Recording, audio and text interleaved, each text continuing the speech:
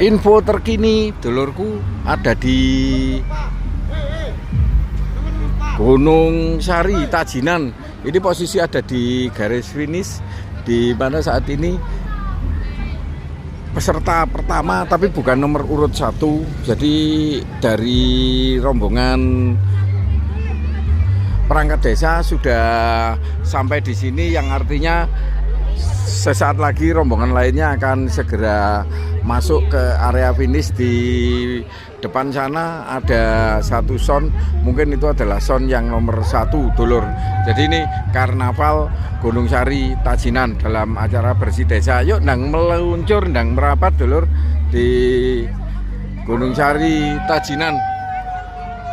Mewah, ada 1, 2, 3, 4, 5, 6, 7, 8, ada 8 BEM.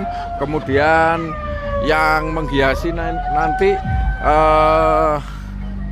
sampai menyambut para peserta datang ke sini. Wes dulur nang dikas Karnaval Gunung Sari Tajinan. Matur nuwun.